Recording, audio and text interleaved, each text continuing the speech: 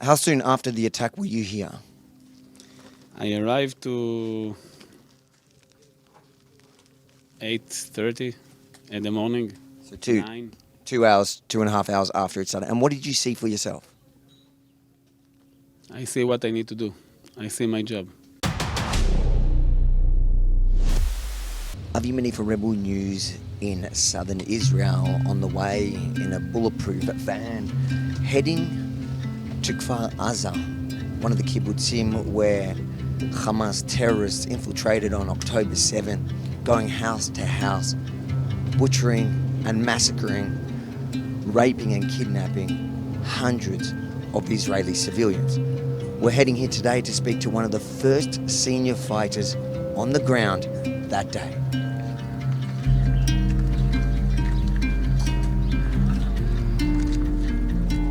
That was used by the Hamas to enter this kibbutz. This kibbutz itself also have seen several power glides that landed in the kibbutz itself. That's a terrorist guy. We're going to continue this way. You're in civilian attire, okay? So we don't know you. So God forbid I don't want somebody to get shot. So that's why we have to stick together. If there is a location you want to go and see, please come and tell us. Let me know so I can authorize it and somebody will come with you. Okay? We are in the settlement near to Gaza. The settlement Kfar Aza have 800 civilian. It was Shabbat, Simchat Torah, a holiday. It's a beautiful day and every family is together. And you know what happened in 6:30 in the morning, and a brutalic attack of Hamas had arrived in this settlement and all the settlement that you see here, near to Gaza, until Sderot, Netivot, Ofakim. All the red spots that you see is the area the Hamas attack. The Hamas wasn't alone. He came here with vehicles, with machine guns, with motor bicycle, but with a lot of civilian. Aza is 1 kilometer from here. They walk by feet. They murder, torture, rape, and even took off the heads of babies and of our soldiers. What stopped this attack? All the civilian armed in this settlement, the head of the settlement, like a really leader, go first. After this, the army and the police arrived here and together with the civilian, stop this horrible attack. After they came and killed all the family or shoot on everyone, women, little children, old men, the family gets inside the safety room and lock himself inside. The terrorists from Hamas burned the house. If you can see, you see that the safe house, the safe room, is normal. You don't see the fire inside. The civilian and the army and the police came after this, can arrive to the window and get outside each family very, very slowly. Because in this street that you see here, guns fights, missile, grenades, and it's not 1 hour. It's a really war. 48 hours in this street, you have a big mess. But with the bravery, they was very brave, the civilian, the police, the army, to stop this.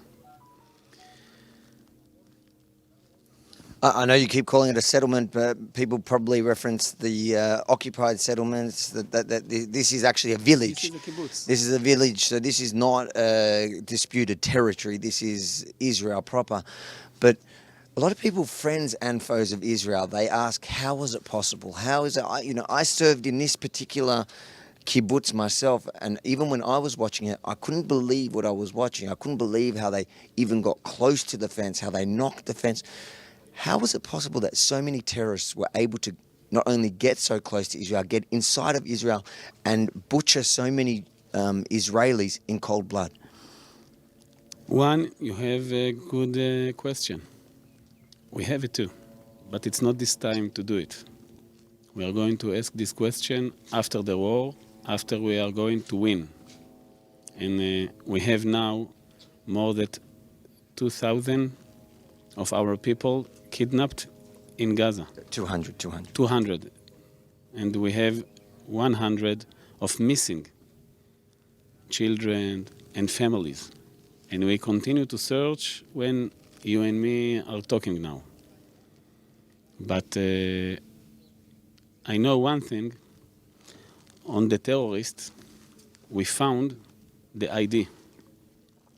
And some of the terrorists have the pass they can pass to Israel and work here. And like this, they know exactly where to arrive, what is our spot. But even this, they can imagine that the force of Israel, the civilian, and all the security can stop what they plan. Near one house, I found the father out from the room, and the family was inside, waiting to us. The father was out with a gun. All the magazine is over, and in his other hand have a knife. This is a father who rescued his family, and this is the bravery of Israel. And there are a lot of people, even in Australia, who today will say, yeah, it may have been a bit bad, but it wasn't as bad as you're saying it was. It wasn't. It's just an excuse for Israel to go into Gaza and do what they've always wanted to do. What would you answer to those people, whether they were friends or foes of Israel? I need to explain this photo. I know what my eyes saw. How soon after the attack were you here? I arrived to 8:30 in the morning. So 9.